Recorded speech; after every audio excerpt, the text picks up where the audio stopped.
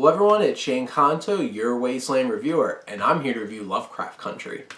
And this is one of the biggest shows that came out this fall from HBO with producers Jordan Peele and J.J. Abrams and creator Misha Green, bringing to life this adaptation of this novel that takes a very different look on H.P. Lovecraft's work, who was known for being extremely racist.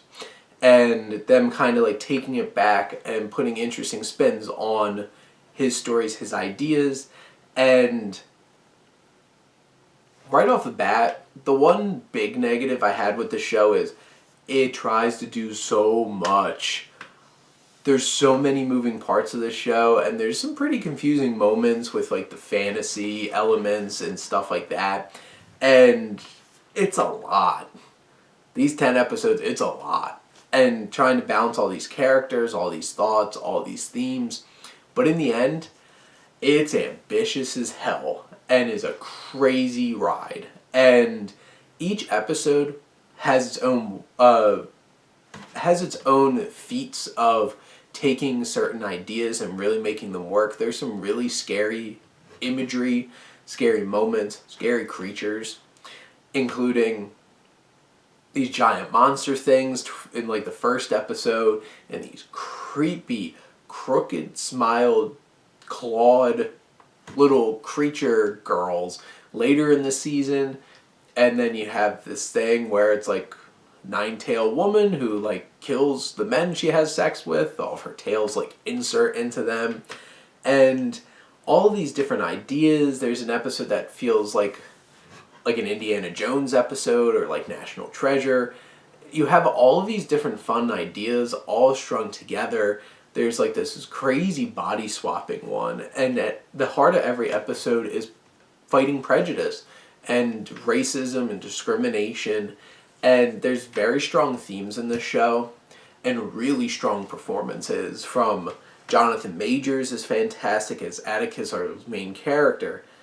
Journey Smollett is fantastic as Letty, and then you have supporting performance from Michael Kenneth Williams and Courtney B. Vance, and then so many other performances throughout the show. A lot of the characters get like their own episodes that really focus on like Letty's sister, involving this body swapping and wanting to be inside the body of a white woman. What's it like to be a white person?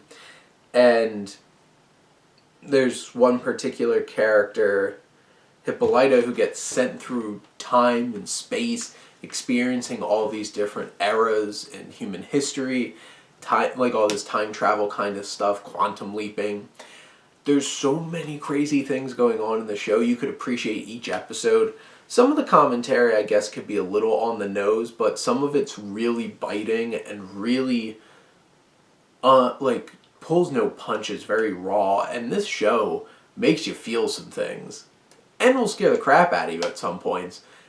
And will make you feel like adrenaline rush. And just in awe of the ambition of this show. Lovecraft Country, for like horror fans, fantasy fans, sci-fi fans, like this is an amalgamation of so many crazy ideas pulled together to send you on this crazy ride with so many layers to its commentary on racism that it's meaningful and enjoyable in terms of the genre elements that it brings in.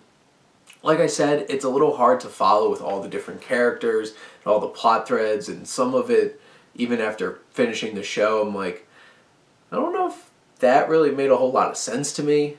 But despite all of those flaws, this is so ambitious that it has to be watched.